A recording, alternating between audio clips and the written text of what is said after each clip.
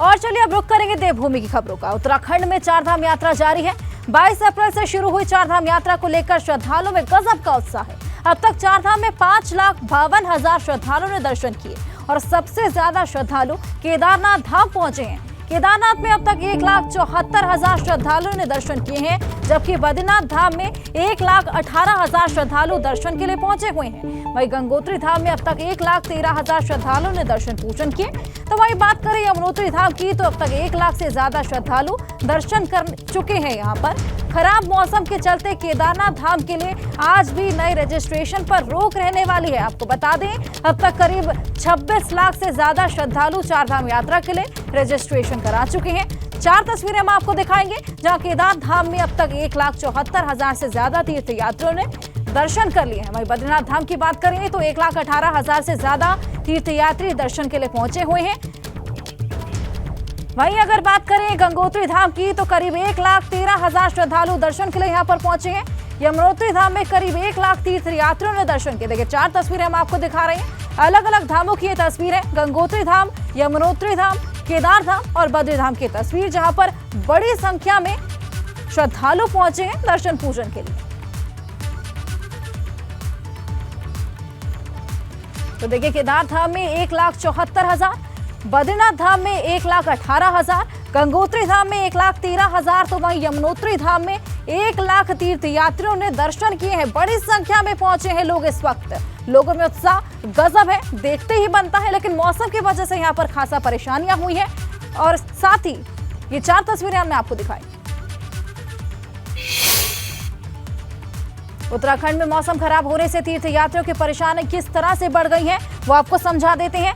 केदारनाथ यात्रा के लिए कैसे मौसम बाधक बना हुआ है, वो भी आप जान लीजिए। आपको बताते हैं, केदारनाथ धाम के लिए हेली सेवा रद्द कर दी गई है। हेली सेवा रद्द होने से तीर्थयात्री बेहद परेशान है। खराब मौसम की वजह से कल ये हेली सेवा रद्द की गई। बड़ी संख्या में श्रद्धालु केदारनाथ धाम नहीं जा पाए। आपको बता दें, कई तीर्थयात्रियों के टिकट भी रद्द कर दिए गए। तो ये बड़ी सारी परेशानियां हैं जो कि यहाँ पर मौसम की वजह से लोगों को झेलनी पड़ रही है। आज फिर सुबह तीर्थयात्रियों को लाइन में लगना पड़ा है। कई तीर्थयात्री दर्शन किए बिना ही वापस लौट गए।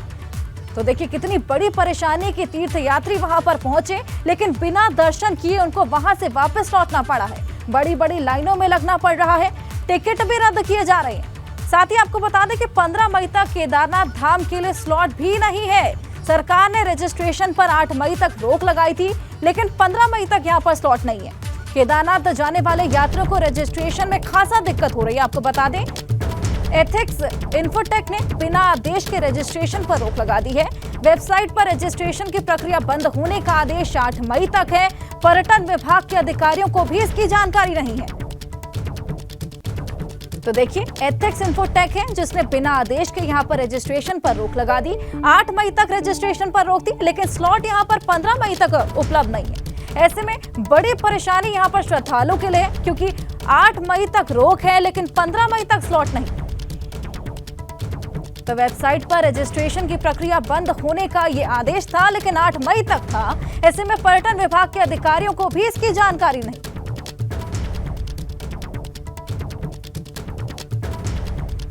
तो ये बड़ी दिक्कत यहाँ पर यात्रियों के लिए पैदा होने वाली है। 8 मई तक यहाँ पर रोक लगाई गई थी, लेकिन 15 मई तक यहाँ पर केदारनाथ धाम के लिए स्लॉट नहीं है। बड़ी दिक्कत यहाँ पर लोगों को होगी। आपको बता दें, रजिस्ट्रेशन में दिक्कत हो रही है और ऐसे में एथिक्स इन्फोटेक ने बिना आदेश के रजिस्ट्रेशन पर रोक लगा दी है। रजिस्ट्रेशन की प्रक्रिया बंद होने का आदेश 8 मई तक था, लेकिन 15 मई तक का स्लॉट यहाँ पर उपलब्ध नहीं है।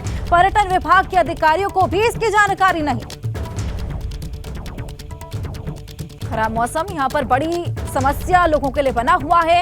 रजिस्ट्रेशन पर रोक थी, लेकिन 8 मई तक की रोक लगाई गई है। मौसम यहाँ पर खराब रहने वाला है, जिसके चलते यहाँ पर रजिस्ट्रेशन पर रोक है। आपको बता दें कि व्यवस्थाओं को दुरुस्त करने में भी खासा परेशानियां यहाँ पर आई। बड़ी संख्या में लोग पहुंचे हुए हैं। लोगों को यहाँ पर जो बेसिक सुविधाएं हैं वो मिलने में भी खासा दिक्कत हो रही है। और हमारे सहयोगी पंकज राणा, उनसे और जानकारी लेंगे। पंकज, देखिए सरकार ने 8 मई तक रोक लगाई थी, लेकिन जो ये कंपनी है एथिक्स इन्फोटेक, 15 मई तक केदार धाम के लिए यहाँ पर स्लॉट नहीं है, ऐसा क्यों? देखिए, ये जानकारी मिली है कि बिना किसी आदेश के 15 मई तक स्लॉट बुकिंग करने पर एथिक्स एक्ट जो कंपनी है उसने उस पर रोक लगाई है और इसकी सूचना वेबसाइट पर नहीं डाली गई है। वेबसाइट पर जो जानकारी है वो अभी भी 8 मई तक की रोक की जानकारी मिल रही है। ऐसे में तो तमाम लोग हैं जो रजिस्ट्रेशन कराना चाहते हैं नया, उनके लिए दिक्कतें हो रही हैं। वो लगातार कोशिश कर रहे हैं, कॉल सेंटर में लगातार कॉल कर रहे हैं, जानकारी हासिल कर रहे हैं कि रोक कब तक है, क्योंकि जब वो रजिस्ट्रेशन की प्रक्रिया को अपनाते हैं, रजिस्ट्रेशन पे जाते हैं तो पूरी तरह से उनको रजिस्ट्रेशन नहीं मिल पाता है। 8 मई तक यानी आज सरकार ने मौसम की वजह से रजिस्ट्रेशन पर रोक लगाई थी और कहा था कि 8 मई तक नए रजिस्ट्रेशन नहीं होंगे, लेकिन जो वेबसाइट जब खोलते हैं, वेबसाइट की जब रजिस्ट्रेशन की प्रक्रिया को आगे बढ़ाते हैं तो उसमें स्लॉट बुक नहीं हो पा रहा है। ऐसे में तमाम जो यात्री हैं वो परेशान है, वो लगातार कॉल सेंटर में कॉल कर रहे हैं, वो ये जानकारी ले रहे हैं कि कब तक रोक लगी है, क्योंकि 8 मई तक की जानकारी वेबसाइट पर भी इनपुट पूरी तरह से नजर आ रही है। 8 मई तक रजिस्ट्रेशन पर रोक है, लेकिन उससे आगे की जानकारी नहीं है उस पर। ऐसे में सवाल खड़े हो गए हैं कि अधिकारी कर्मचारियों को इसकी भनक तक नहीं है और कंपनी ने अपनी मर्जी से उसके स्लॉट बुक कर दिए हैं। यानी कि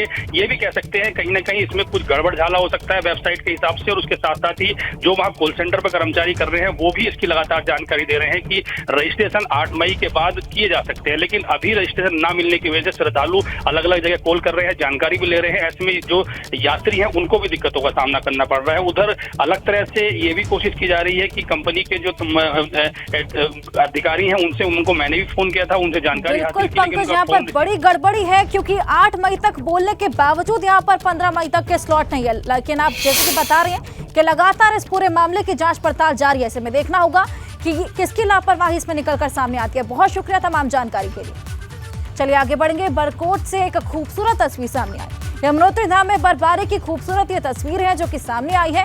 यमुनोत्री धाम में कपाट खुलने के बाद तीसरी बार यहाँ बर्फबारी हुई।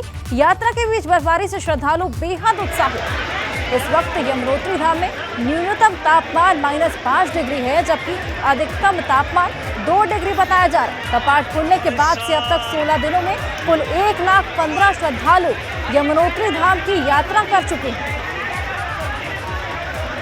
देखिए, एक्सक्लूसिव तस्वीरें हम आपको दिखा रहे हैं। मनमोहक ये तस्वीरें हैं। बर्फबारी वहां पर लगातार जारी है। इसमें आप देख सकते हैं किस तरह लोगों में यहाँ पर उत्साह पैदा हो गया है इस बर्फबारी को देखकर। और ऐसे में न्यूनतम तापमान यहाँ पर -5 डिग्री बताया जा रहा है। तो चारधाम यात्रा के बीच मौसम विभाग ने आज फिर बारिश और बर्फबारी का येलो अलर्ट जारी किया।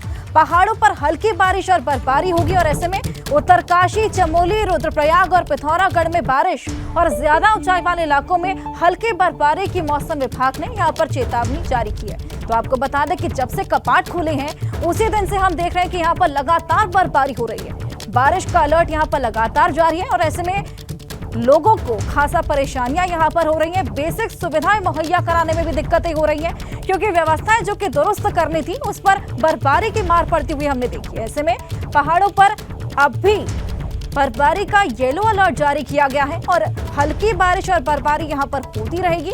उत्तरकाशी, चमोली, रुद्रप्रयाग और पिथौरागढ़ में बारिश और ज्यादा ऊंचाई वाले इलाकों में हल्की बर्फबारी की मौसम विभाग ने यह चेतावनी जारी की। तो बड़ी संख्या में श्रद्धालु पहुंचे हुए हैं। बड़ी परेशानियां उनको हो रही हैं। रहने, खाने पीने की व्यवस्थाओं को दुरुस्त करने में भी यहां पर परेशानी हुई है। ऐसे में यात्रा पर यहां पर खासा प्रभाव पड़ा। और हमारे सहयोगी रवि केंतुरा और जानकारी के लिए हमारे साथ जुड़े हैं। रवि, कब तक ये मौसम ऐसे खराब रहने वाला है और लोगों को क्या कुछ दुश्वारियां हो रही हैं? बिल्कुल हर्षा, देखिए 22 तारीख से उत्तराखंड में चारधाम यात्रा की शुरुआत हुई थी और तब से लेकर अब तक लगातार मौसम खराब है। चारों धाम में अगर बात की जाए तो शाम के वक्त पर बारिश और बर्फबारी हर रोज देखने को मिल रही है। आज भी एक बार फिर से मौसम विभाग ने येलो अलर्ट जारी करते हुए परेशानियां जरूर बढ़ा दी हैं और 3 जिले उत्तरकाशी, रुद्रप्रयाग और चमोली, इन तीनों जिलों में ही चारधाम है और ऐसे में बर्फबारी की आशंका एक बार फिर से जताई गई है। यानी कि जो श्रद्धालु यहाँ पर पहुंच रहे हैं उनको दिक्कत मौसम एक बार फिर से कर सकता है, क्योंकि लगातार जिस तरीके से कल की भी बात करें तो हेली सेवा मौसम की वजह से रोकी गई थी और श्रद्धालुओं को बड़ी दिक्कतें यहाँ पर हुई थी। आज भी येलो अलर्ट है, यानी कि कई जगहों पर भारी बारिश और ऊपरी इलाकों में बर्फबारी भी देखने को मिल सकती है। इसके साथ ही ओलावृष्टि का अलर्ट आज मौसम विभाग ने प्रदेश में जारी किया है। तो किसानों को ये बारिश ने काफी नुकसान किया है और जिस तरीके से ओलावृष्टि का अलर्ट जारी हुआ है तो नुकसान एक बार फिर से किसानों को भी फसलों का हो सकता है। तो ऐसे में तमाम एहतियात बरतनी होगी। इस वक्त चारधाम यात्रा की शुरुआत और जिस तरीके से बड़ी संख्या में श्रद्धालु उत्तराखंड के चारधाम में पहुंच रहे हैं, उन लोगों को दिक्कतें हो सकती हैं। तो इस वजह से मौसम विभाग ने यह भी कहा है कि यात्रा में जब चल रहे हैं तो आगे के रूट का पता कर लें कि किस तरीके से सड़कें खुली हुई हैं या नहीं है और उसके बाद ही यात्रा में आगे बढ़े। हालांकि अभी तक अगर बात करें तो पूर्वानुमान ये है कि कल से मौसम उत्तराखंड में साफ हो जाएगा, लेकिन जो चारधाम है वहां पर बारिश बर्फबारी का सिलसिला आगे भी कुछ दिनों जारी रह सकता है। तो कुल मिलाकर चारधाम यात्रा की शुरुआत के बाद जैसे कि आप बता रहे हैं कि कल से मौसम साफ होने के आसार हैं, ऐसे में हो सकता है कि परेशानियां थोड़ी कम हो। बहुत शुक्रिया तमाम जानकारी के लिए।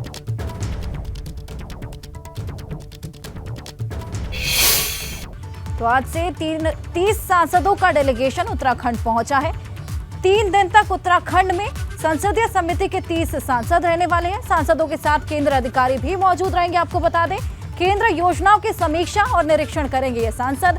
सिंचाई, नमामि गंगे, THDC, NIH क्षेत्र की योजनाओं की समीक्षा करेंगे। निरीक्षण के दौरान अधिकारियों से बातचीत भी करेगी ये पूरी टीम। निरीक्षण के बाद केंद्र को ये रिपोर्ट सौंपी जाएगी। तो बड़ी खबर हम आपको बता रहे हैं, 30 सांसदों का डेलीगेशन उत्तराखंड पहुंचेगा और ऐसे में निरीक्षण करने वाला है सांसद। सिंचाई, नमामि गंगे, THDC और कई अन्य चीजों की, योजनाओं की यहां पर समीक्षा की जाएगी, निरीक्षण किया जाएगा और अधिकारियों से बातचीत की जाएगी, जिसके बाद केंद्र को यहां पर ये रिपोर्ट सौंपी जाएगी। तो 3 दिन तक उत्तराखंड में ही रहने वाले हैं। संसदीय समिति के 30 सांसद होंगे जो कि उत्तराखंड पहुंचेंगे। सांसदों के साथ अधिकारी भी मौजूद रहने वाले हैं। ऐसे में केंद्र योजनाओं की समीक्षा की जाएगी, निरीक्षण किया जाएगा। सांसद सिंचाई, नमामि गंगे, THDC, NIH क्षेत्र की योजनाओं की यहां पर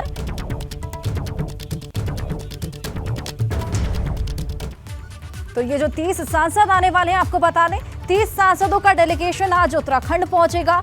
30 दिनों तक उत्तराखंड में संसदीय समिति के 30 सांसद रहने वाले हैं। सांसदों के साथ कई केंद्र अधिकारी भी मौजूद रहेंगे। केंद्र की योजनाओं की समीक्षा करेंगे, निरीक्षण करेंगे ये 30 सांसद। सिंचाई, नमामि गंगे, THDC, NIH क्षेत्र में योजनाओं की समीक्षा करने वाले हैं। ऐसे में योजनाओं में लगे अधिकारियों से बातचीत करेंगे और उसके बाद निरीक्षण के बाद केंद्र को अपनी रिपोर्ट सौंपेंगे। तो ये बड़ी जानकारी हम आपको दे रहे हैं। सिंचाई, नमामि गंगे, THDC, NIH क्षेत्र में योजनाओं की समीक्षा की जाएगी। विनोद हमारे सहयोगी हमारे साथ जुड़े हैं, उनसे और जानकारी लेंगे। विनोद, क्या कुछ और जानकारी आपको मिलने वाली है? कब ये टीम पहुंचेगी और किन मापदंडों पर यहाँ पर ये परीक्षण किया जाएगा?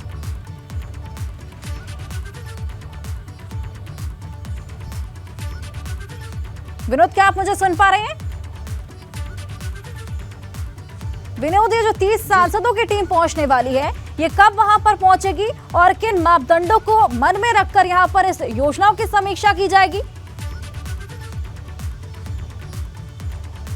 बिल्कुल, देखिए, केंद्र सरकार की जो विभिन्न योजनाएं हैं उसको लेकर आज 30 सांसदों का डेलीगेशन उत्तराखंड पहुंच रहा है और शाम तक ये सभी लोग पहुंच जाएंगे। और अगर बात करें तो केंद्र सरकार की तमाम जितनी भी विभिन्न योजनाएं हैं उनकी समीक्षा आज ये 30 सांसदों का डेलीगेशन करेगा।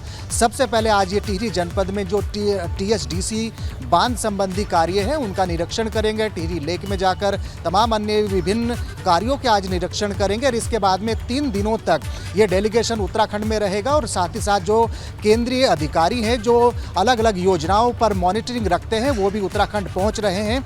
एक बैठक आज देहरादून में होगी, उसमें तमाम राज्य के और केंद्र के तमाम बड़े अधिकारी मौजूद रहेंगे, चाहे जल मंत्रालय से संबंधित योजनाएं हों या फिर NHAI से संबंधित कई योजनाएं हों। तमाम योजनाओं का आज वो निरीक्षण करेंगे, उसकी समीक्षा बैठक करेंगे। 30 सदस्यों का ये डेलीगेशन आज उत्तराखंड पहुंच रहा है और उसके अलावा 3 दिनों तक ये डेलीगेशन यहाँ रहेगा, विभिन्न योजनाओं की समीक्षा बैठक करेंगे और इसके अलावा अपनी रिपोर्ट बनाकर लोकसभा अध्यक्ष को प्रेषित करेंगे। आखिरकार किन किन योजनाओं को लेकर उत्तराखंड में प्रगति रिपोर्ट है, अपनी प्रगति रिपोर्ट लोकसभा अध्यक्ष के समक्ष रखेंगे। लेकिन महत्वपूर्ण यही है कि 30 सांसदों का जो डेलीगेशन है उत्तराखंड आज शाम पहुंच जाएगा। इससे पहले अगर बात करें तो बहुत शुक्रिया आपका तमाम जानकारी के लिए।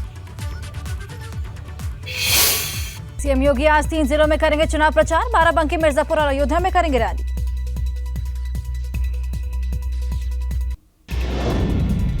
निकाय चुनाव के दूसरे चरण को लेकर दिग्गजों का प्रचार जारी। केशव प्रसाद मौर्य 4 जिलों में और उप मुख्यमंत्री ब्रजेश पाठक 3 जिलों का करेंगे दौरा। अमेठी में भूपेंद्र चौधरी और स्मृति ईरानी डालेंगे डेरा। निकाय चुनाव के दूसरे चरण में अखिलेश का ताबड़तोड़ दौरा। अलीगढ़ में सपा अध्यक्ष करेंगे रैली तो मेरठ में सपा प्रत्याशी के समर्थन में निकालेंगे रोड शो। आज डिंपल और शिवपाल यादव कानपुर में करेंगे प्रचार। डिंपल आज करेंगे रोड शो और शिवपाल यादव करेंगे 3 जनसभा। मऊ में मंत्री ए.के. शर्मा ने मऊ नगर निकाय चुनाव का संकल्प पत्र जारी किया। व्यापारियों के सामने पेश किया विकास का खाका।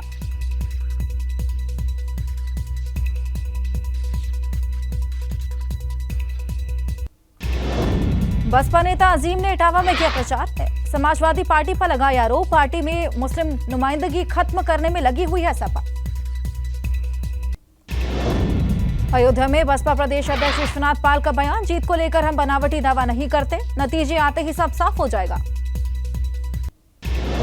जेल में बंद इरफान सोलंकी की पत्नी ने किया सपा का रोड शो। नसीम सोलंकी पर लोगों ने घर से बरसाए फूल, पति को गलत तरीके से फंसाए जाने का आरोप लगाया। बदायूं में कांग्रेस के स्टार प्रचारक पूनम पंडित ने रोड शो किया। दहगवा प्रत्याशी राजवीर सिंह यादव के समर्थन में रोड शो किया। भाजपा सपा और बसपा पर तीखा प्रहार किया। ग्रेटर नोएडा में भाजपा सपा कार्यकर्ताओं में नोकझोंक हुए। कार्यक्रम के दौरान दोनों पार्टी के कार्यकर्ता जमा हुए थे। नोकझोंक का वीडियो भी सामने आया। अमेठी में कैबिनेट मंत्री नंदगोपाल नंदी ने भाजपा प्रत्याशियों के समर्थन में जनसभा की। कहा डबल इंजन की सरकार पर लोगों तक पहुंच रहा योजनाओं का लाभ। समाजवादी पार्टी की सरकार में गुंडे हावी। मिर्जापुर में निषाद पार्टी के राष्ट्रीय अध्यक्ष संजय निषाद ने कांग्रेस पर साधा निशाना। कांग्रेस के कर्मों की वजह से जनता ने कांग्रेस को बैन कर दिया था। हम अपने देश में बजरंगबली का नारा नहीं लगाएंगे तो किसका लगाएंगे। नगर निकाय चुनाव में भाजपा से टिकट न मिलने से बागी होकर भाजपा के खिलाफ चुनावी मैदान में उतरने वाले नेताओं के खिलाफ कन्नौज जिले की भाजपा यूनिट ने एक्शन लिया। 5 बागी नेताओं को पार्टी से निष्कासित किया। फतेहपुर में सदर कोतवाली में तैनात इंस्पेक्टर अमित मिश्रा ने 50 अज्ञात लोगों पर दर्ज करवाया केस। इन सभी पर पोलिंग के दौरान बदसलूकी का आरोप। कासगंज पहुंचे सपा महासचिव स्वामी प्रसाद मौर्य ने रैली की। भाजपा पर साधा निशाना, सपा प्रत्याशियों के लिए वोट मांगे। चित्रकूट पहुंची भाजपा नेता साध्वी निरंजन ज्योति ने प्रचार किया। भाजपा प्रत्याशियों के पक्ष में वोट करने की अपील की।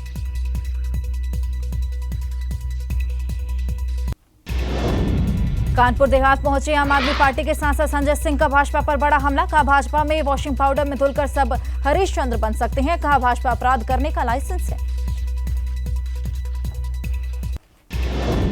बस्ती पहुंचे सुभाषपा अध्यक्ष ओपी राजभर का बड़ा बयान। महागठबंधन के साथ आने की कही बात। कहा मुझे 1 घंटे पहले फोन आ जाए तो मंच पर पहुंच जाऊंगा। गाजियाबाद में निकाय चुनाव को लेकर प्रचार हुआ तेज। पार्षद पद के प्रत्याशी अपनी जीत को लेकर लगातार निकाल रहे हैं रैली।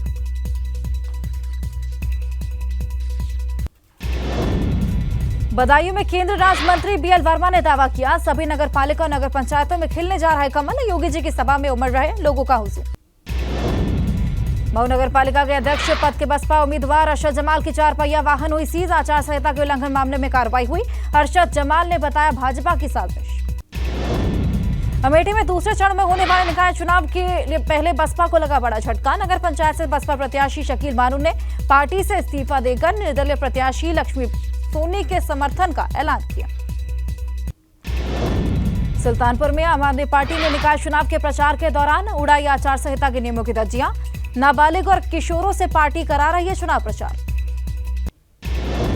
बुलंदशहर में सपा प्रत्याशी अर्चना पंडित के पति के चुनाव प्रचार के दौरान भाजपा की टोपी लगाए कार्यकर्ताओं ने लगाए सपा प्रत्याशी के समर्थन में नारे। भाजपा कार्यकर्ताओं के सपा प्रत्याशी के समर्थन में नारे लगाने का वीडियो भी सामने आया। बुलंदशहर में निकाय चुनाव को लेकर पुलिस प्रशासन अलर्ट। सभी संवेदनशील बूथ वाले क्षेत्रों का गश्त कर रही है पुलिस। ज्यादा आबादी वाले क्षेत्रों में ड्रोन से निगरानी की जा रही है।